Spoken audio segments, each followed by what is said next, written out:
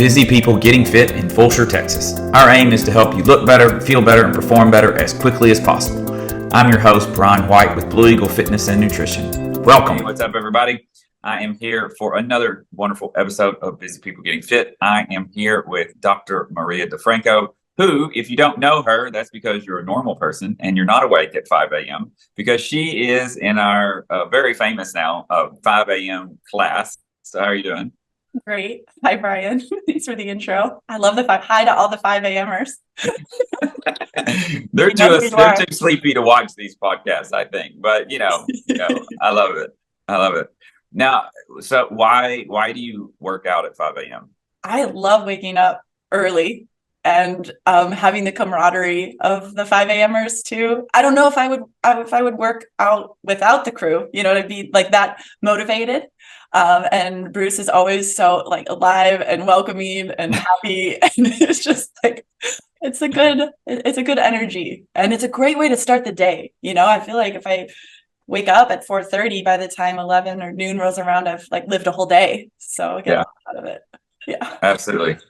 I started my CrossFit career as a 5 a.m.er. And now I have gradually I'm responsible for getting the kids up in the morning. I mean, two of them kind of more or less get themselves up, but actually they all do. But if I'm having to pull them out of bed, I'm getting oh, Daddy, why do you hate me? And, I get my day started getting yelled at. Oh, I mean, they get up at 6:15. Yeah. So pretty early. Yeah, for them. So it's good. But I actually, Celesta, my wife, she's a 5 a.m.er. Yes. Love working out with Celesta. She's strong. She is. She's my inspiration. She's strong. Yes. She is strong. I love it. So you are actually in your home office right now, right? Yeah, this is my home office where I treat clients. Yeah, perfect. So tell me more about, I see a bed and you treat. And so what does all that mean? Sure. Thanks for asking, Brian. I call myself a body worker. I have been doing body work for over 18 years, over half my life. Started as a massage therapist and then moved into chiropractic to have expand my toolkit essentially. So, with massage, you're basically targeting the soft tissues, the muscles, ligaments, and tendons. And then with chiropractic, you really target the joints and the neurology of a person. So over the course of, almost 2 decades, my work has evolved to include both. And so that's the massage table there, the chiropractic table, whatever you want to call it. And we essentially do body work at getting people out of pain, athletic optimization, and just overall increasing body awareness and embodiment. For example, if somebody's had an injury or they've had chronic pain in an area, the brain kind of shuts that area down and we adapt around it. So it's kind of my job to help bring the central nervous system, the brain, and the neurology back online there. So I use a bunch of different tools in order to do that. Mostly my hands, but sometimes cupping, Graston technique, the vibrocussor, different forms of vibration is in sound bowls and acutonics and different things like that. But I have a big toolkit. It keeps expanding. Okay. Okay. When would someone need to come see you? Well, I would say anybody could without even, necessarily having pain or dysfunction. Okay. My mantra or my motto, you could say, is to leave more alive than when you've arrived. So a lot of times, you don't even know how good you could feel after. That's kind of how I got into chiropractic. I didn't really have any chronic pain, and I had my first chiropractic adjustment, and it was like somebody turned the lights on in me. I could all of a sudden, lights were crisper. I could see all the leaves, the individual leaves on the trees. I was noticing things that I hadn't noticed, and so I became optimized. But a lot of time, or more optimized in my body and my system. But a lot of times people will come in with pain or injury of some kind, or that's kind of what gets them in the door. Oftentimes when we, throw our back out, or we have a knee injury or a hip pain that we're walking around with, we do think chiropractor, or, our friend will say, "Oh, have you tried a chiropractor?" Yeah. Pain is a big motivator for people. Yes. Yes. That's how I mean, when someone joins Blue Eagle, usually when it's not people aren't physically in pain, but they're, there is some either an emotional pain or some other subjective pain where they're, and doing the workout is better than living the life that they were in before. So Totally. And speaking of Blue Eagle and CrossFit, one of the things I've noticed even more as I'm working out myself personally is a lot of times, I mean, in the past, people might have associated CrossFit with injury. Yeah.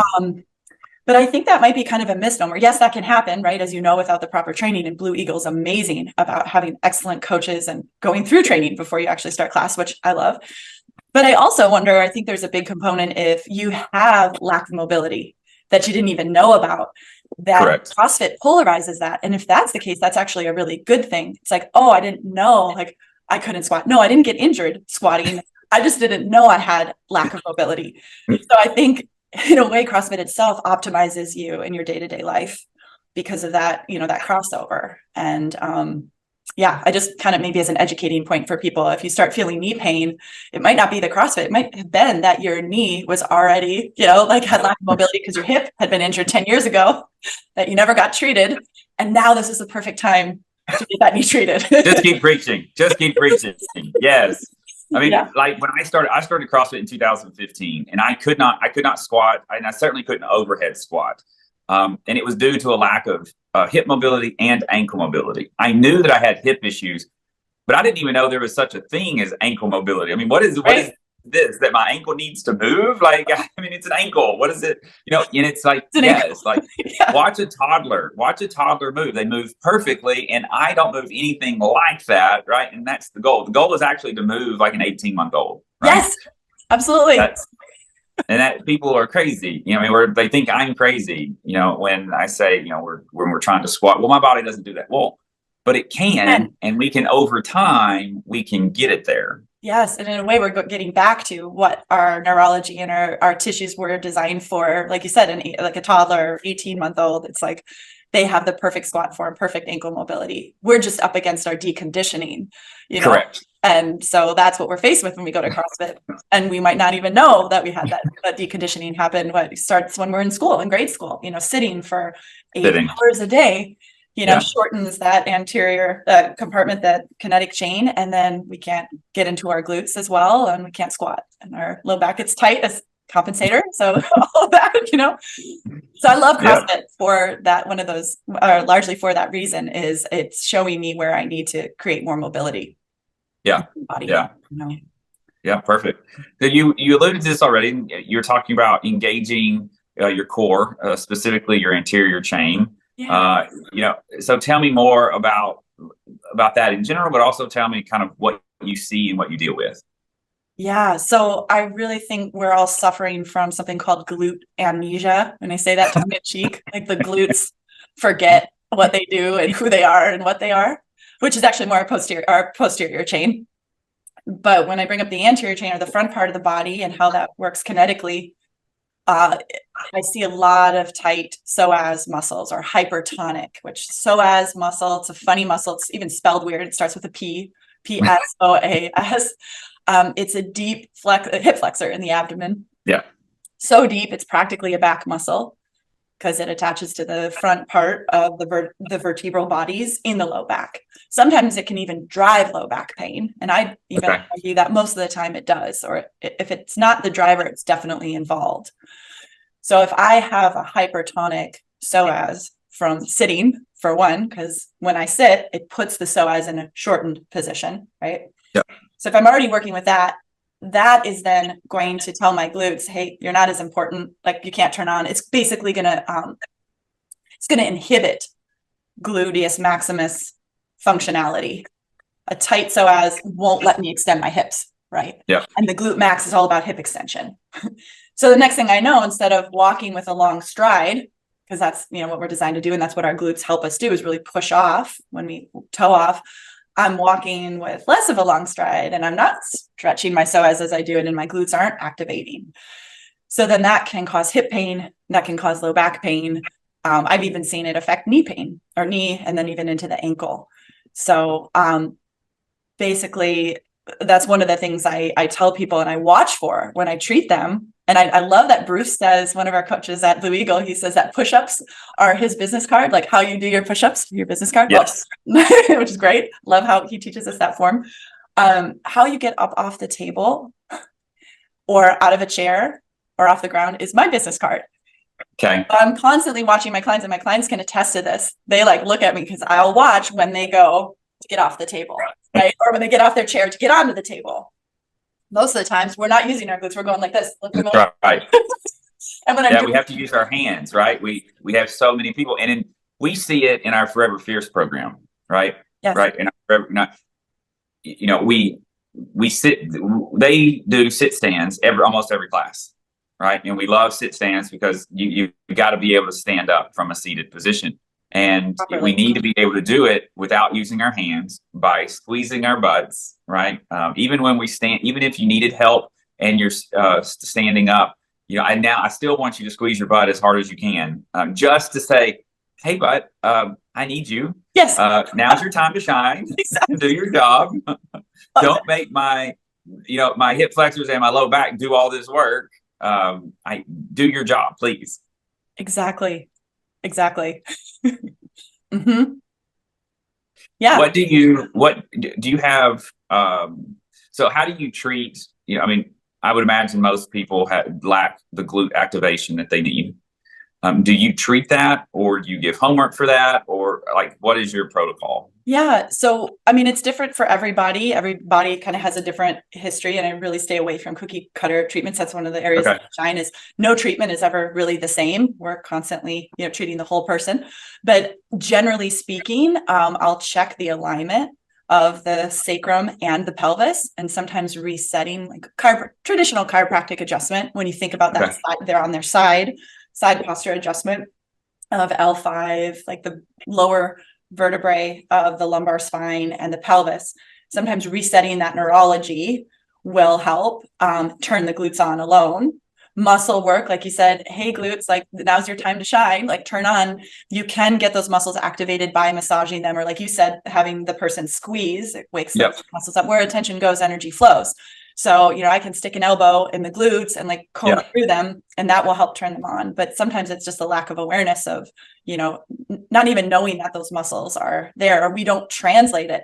Like, for example, people in CrossFit, I've watched them do like beautiful squats, and then I go watch them sit down on the couch, and I'm like, wait, where'd the form go? Or get up. Right. Like, we just don't think, oh, I can apply that here. I can transcend. And I guess that's the difference too. I've watched with my clients, like the difference between an athlete, which I would consider anybody who does CrossFit regularly, an athlete, to like civilians or pedestrians, non-athletic types, is, are you in your glutes? Do you know how to use your hips? I remember seeing some NBA basketball players in the airport one time and just watching their gait and how they moved and how their glutes activated. I was like, you could, even if you didn't know that they were basketball players, there's something different about their neurology where you're like, they're moving like an athlete. You don't see other people moving like that. So we have an hour class where we're basically training our bodies how to move like an athlete. Why not, when we get into our car and get out of our car, we can still move like an athlete in that way. So I guess it's educating. To get back to your question, I largely educate people, and then I'll have them, I'm like, wait. Okay, get back on the table, sit down again. Okay, now stand up. Like, I'll take them through. Okay, first. Yeah.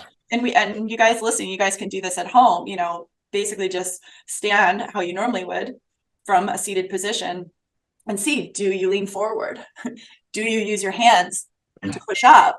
And, okay, now let's rewind that. Can you stand up without using your hands? Can you stand up without leaning forward? Okay, they might have to widen their feet. They might have to really put their feet flat on the ground and really kind of think about it. But that's creating more organization. And I'm watching our timer, Brian. We got 4 minutes. When you pay attention to those different muscles and their activation, you're creating better organization in your system. We want to have a highly organized system because that will prevent us from getting injured or, pulling something. It's like, well, I'm in my glutes and then I have to like move real quick to catch something. All those, there's good organization in my body. It's not going to throw, some kind of muscle spasm or a disc. I'm not going to blow a disc because I'm there. I'm used to being engaged and activated there. Yeah. In that area. Yeah. Very cool. Very cool. I do know we're coming up on time, so I don't want to miss this. Can you tell me about your Vitality Days? Thank you so much for asking. I'm so excited that you asked. Okay, so I have a ranch like 4 minutes from the gym, from Blue Eagle, so not far, you guys. About once a month and maybe eventually once a week, we do these things called Vitality Days, where you come out. It's about 3 hours. and you come out, we do restorative movement. So it's really good for us CrossFitters who've been building strength all week.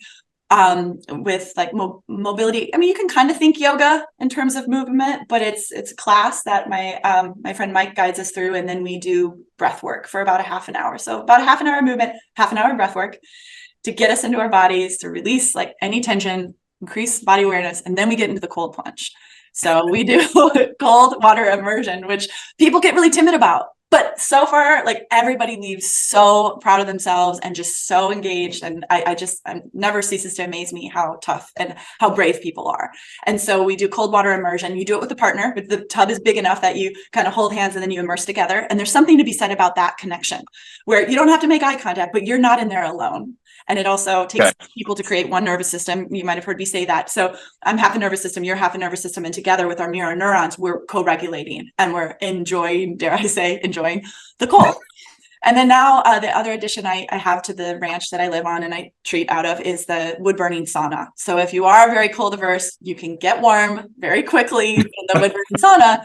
And what that does is it creates this contrast therapy. So cold, hot, cold. And it's just a really great way to optimize your athleticism and your recovery. It increases metabolism. It helps with detoxification.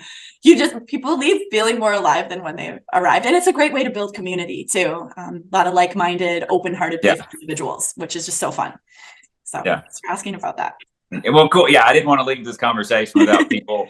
And anyone who knows me is going to be like, I don't think Brian's going to lead the charge on that cold plunge. But you might surprise yourself. I'm not against it. I have done them before. I'm more of a hot tub kind of person.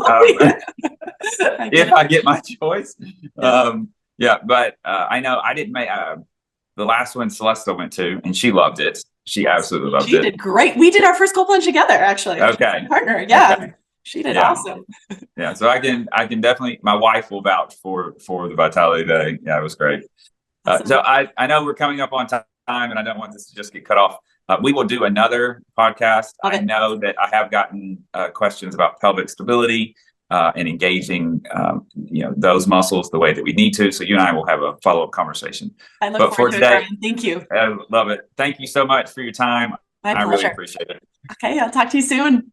Bye. Bye. See you at the gym. You can get every episode of Busy People Getting Fit wherever you listen to your podcast or on YouTube. You can also reach us at busypeoplegettingfit.com. Until next time, thank you for listening.